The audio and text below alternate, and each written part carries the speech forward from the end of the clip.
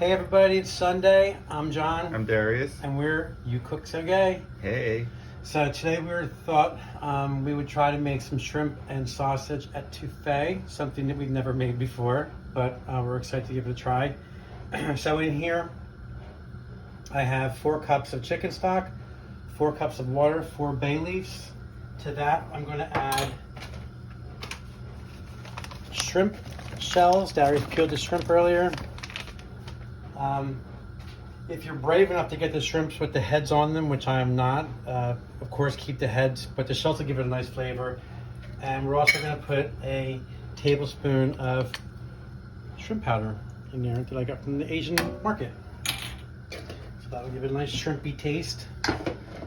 Then we're also going to add in a tablespoon of paprika, a tablespoon of Creole seasoning,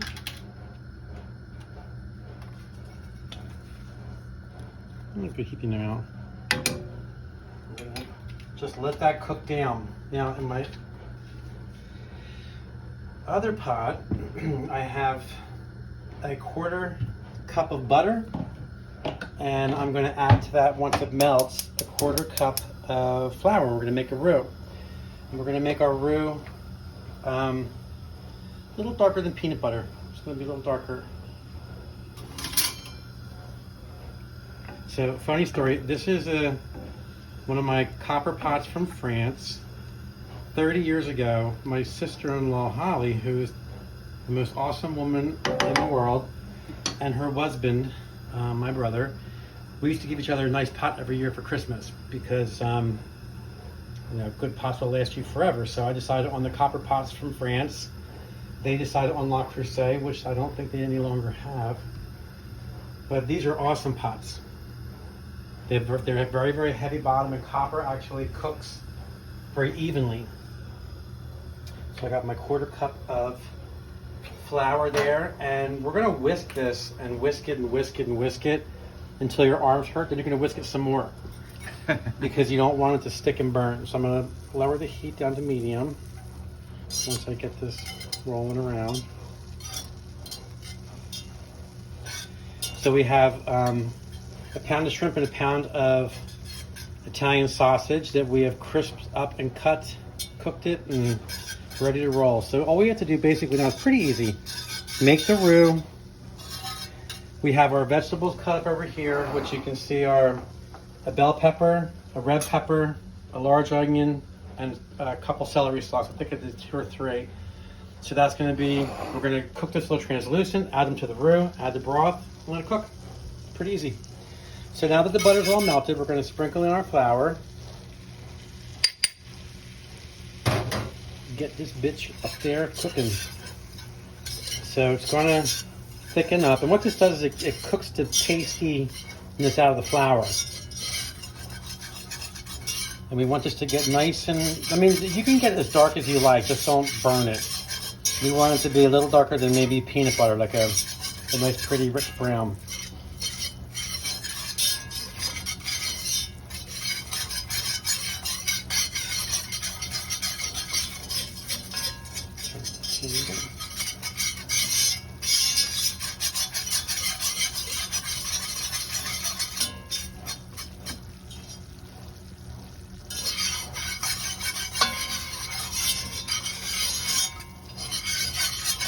I think I made this before, but a different version of it. You can make this with crawfish, which is the traditional way, or shrimp. Basically, étouffée in French means smother.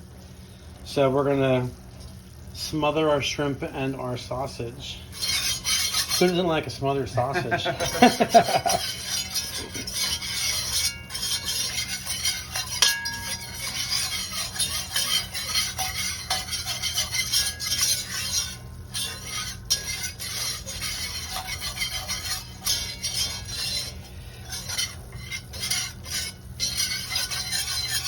So it doesn't stick to the pan. Yeah, just want to make sure you keep scraping the sides down, because wherever it's sitting freely, it can burn. I'm gonna turn it up a little bit.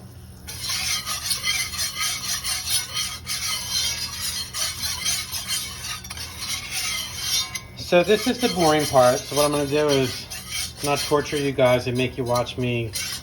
I'll bring you back when it's getting a little brown, when it starts to change color, maybe a couple of times. Because it could take up to 5 to 10 minutes to get it dark enough. So, see in a little bit. All right. So I don't know if you can see, but it's getting a little darker. So we're going to just keep going until it gets a little darker than this. I want it to be actually darker than peanut butter. I want it to be nice and rich. So we'll be back in a few. All right, so this looks good and brown. Look at that. I don't think you can really tell on the camera, but it looks like a brown shoe polish. So what I'm going to do is pull this off the heat, just set it aside, and then I have the grease that I fried the sausage in this cheap non-stick pan. Oops. Fire's on. So now we're going to saute our peppers. Now, they usually use a green pepper, an onion, and celery. But I thought it'd be pretty to add some red pepper too, because I like color. We're a diverse household up in here. Beautiful color. We don't like it plain. Now this might seem like a lot of vegetables, but you're gonna eat some rice, so you really want to have a bunch of everything, like a party in your mouth.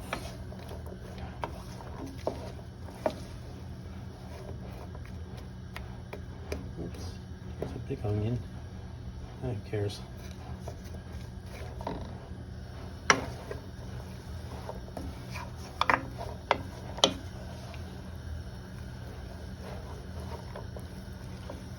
How's this stock doing? Make sure you watch that boil. It'll get hot. Oh yeah. Just keep stirring this every now and then. Darius has two jobs. He does the camera and the stirring of the sauce, of the shrimp stock. You can use just chicken stock. Some people just use plain water. If you're a vegetarian, you can certainly use vegetable stock. I like the shrimp stock with the shrimp. It makes sense, right? It smells so good. Oh my gosh. It smells like we're in Louisiana, where our very dear friend Lisa DiPaolo is trying to escape from and move back up here to Philly.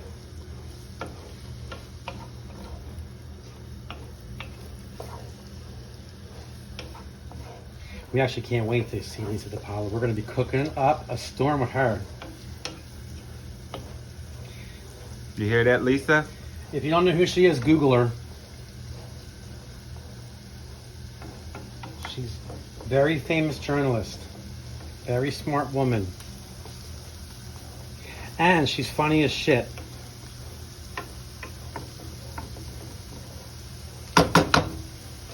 So these are starting to cook up. Now, I don't want these to cook until they're super soft and translucent, because they're going to actually cook also when we add the stock to the roux. At which point we're going to bring that up to a boil, and the roux is going to thicken up, and then we're going to add the shrimp in like the last few minutes. I don't know why, but that's what they said to do. I guess so that it doesn't cook so hard or burn. Burn. Here's a big fat onion. Don't care for that.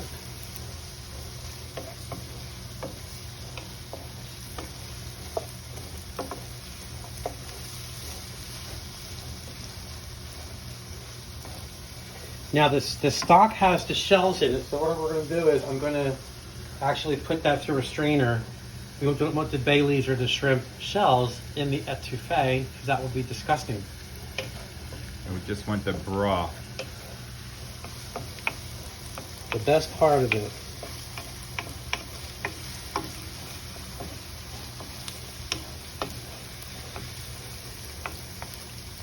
I love that we cook so much, because it's really boring. I used to know what day of the week it was, what my mom made for dinner, pretty much. I mean, we had the same shit all the time, over and over and over again. So it's really nice to have, I mean, if you look at our videos, we have Arabic food, Middle Eastern, we've made Asian food, Chinese food, we've made Italian food, French food, we made Southern country. We made some country cooking.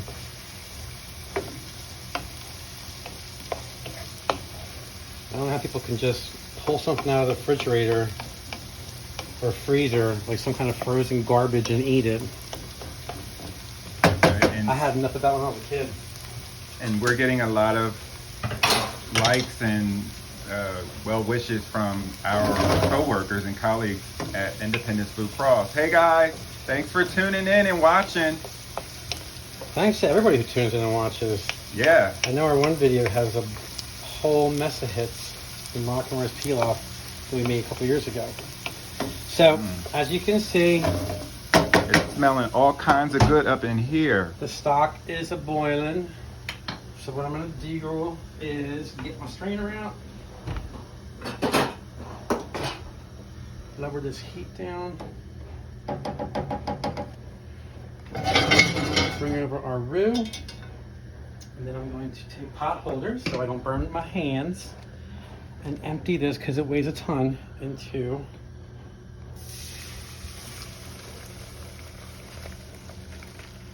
the roux.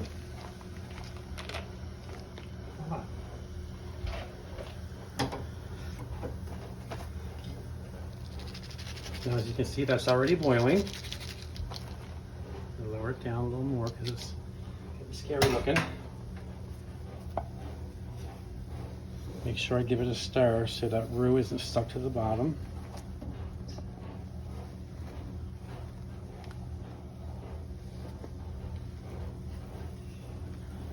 All right. Now I'm going to add a teaspoon, I think. Let me see.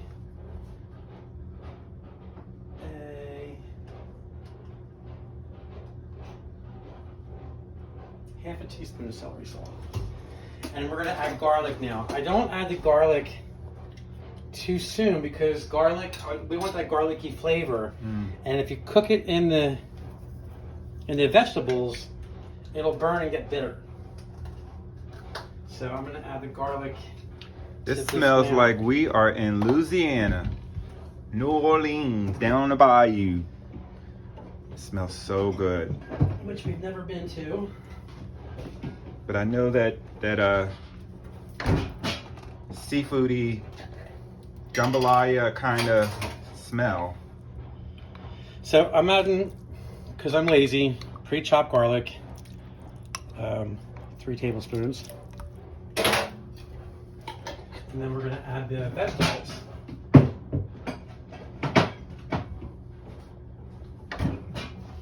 In my cheap pot from Walmart, which I never really shop at because I hate the Waltons. I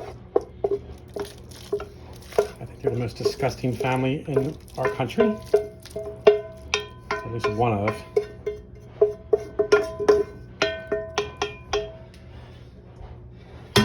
Now we're going to give that a stir.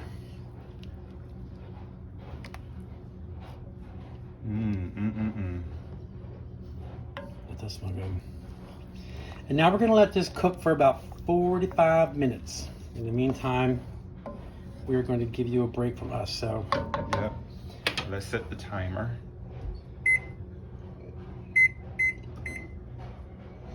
All right, we'll see you in a little bit. See y'all. All right, guys, I just wanted to show you, we got a bunch of parsley here. You can use flat leaf or curly. And of course, as always, we pick it off the stems because you don't want this in your parsley because it's disgusting. And you want to chop it up. So you can do that by hand with a knife, or if you have a little Cuisinart or something like that, which my KitchenAid one burnt out after I was making some dough in it, so I have to get a new one. But I picked up this little doodad when we were in Berlin, and it's a very cool, you pull the string, it's got a little chopper, a little blender for your eggs. You can like rinse off and dry your vegetables. It has a little lid. So this thing is awesome. So we're gonna put in there the blade, fill it full of parsley. And then I'm going to add this into our étouffée too.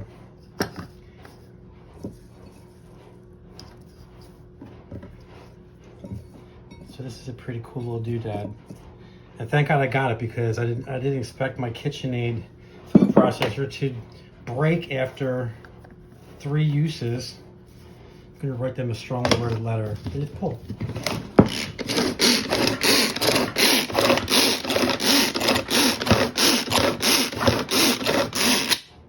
And then voila, chopped parsley. So there it is. We're gonna put it in the étouffée.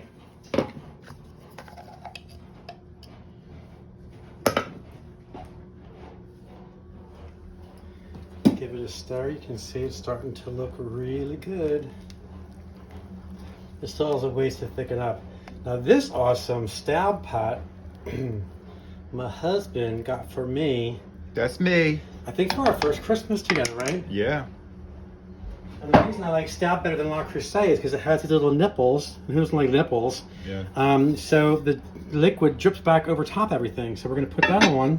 I think it was at Williams Sonoma, wasn't it? They're everywhere. I don't know where you got it for because you surprised me with it. Yeah. And it also came with 2 little tiny stab pots that are, I have bacon grease in one. The other one, oh, here it is. So these are kind of cute too. They came with these little jobbies. Yep. Some like fun. So we're gonna keep continuing to cook our étouffée. We'll be back in a little bit. Bye, y'all. All right, so I let it cook for an hour. You can see it's gotten a little thicker. So at this point, we're going to add a pound of shrimp, and I cut them up because they were jumbo shrimp. You can use whatever size shrimp that you like. Some people prefer the little tiny ones. I don't. And then we're gonna add our sausage that we've already cooked.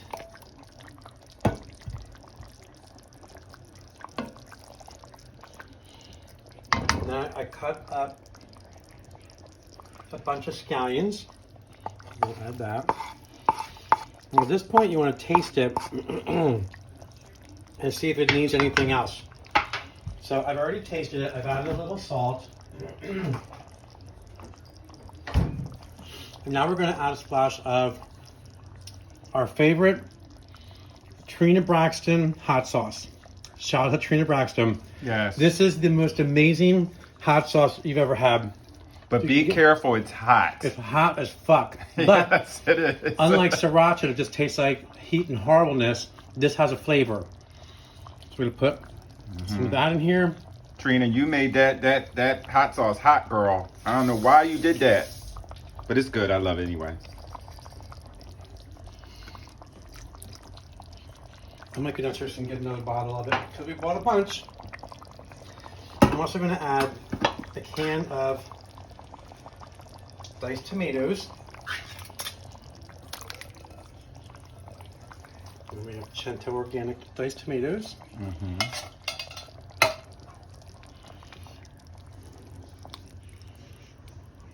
then we're gonna let this cook again for about another 15. You can already see the shrimp's turning pink, so that means they're cooking pretty good. So then you would say this is kind of like a gumbo kind of thing, right? Well, you don't like gumbo, honey, because you don't like okra. No, I don't. I mean, I could eat gumbo without okra in it, but... Is that the main ingredient? Yeah, but no. Slimy mess? No. All right, no, we'll stay with this thing. So we're going to let this cook. We're going to make our rice, and then we're going to show you how we plate it. All right. Bye. All right, everybody. It is time to bust a grub. Look at that. So our étouffée, shrimp and sausage étouffée is done. We actually had to adjust the seasoning like I tell you to. You have to taste it when it's all done.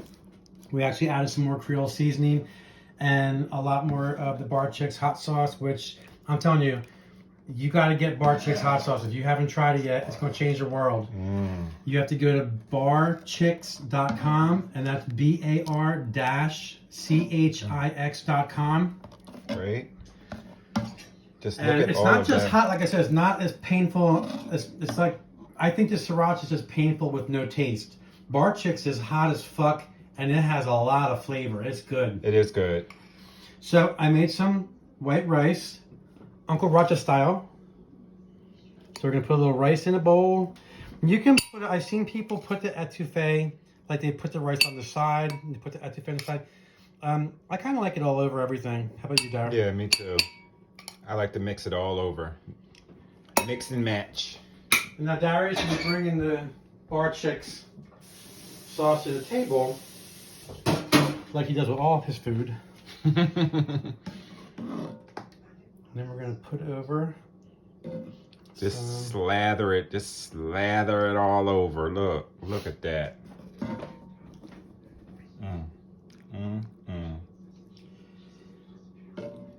That's some good eating right there. Oops, I just made a mess. I can't find the shrimps, as they say in South Philly, shrimps. Scrimps. Scrimps. There's some. I mean, I cut them up so they're all over the place in this. But that is our Étouffée shrimp and sausage. I hope you enjoyed the video. Yeah. Hope you tell your friends about the two hat faggots to cook up in Philadelphia called You Cook So Gay. And we hope you share it with your friends. Have a great night. Bye.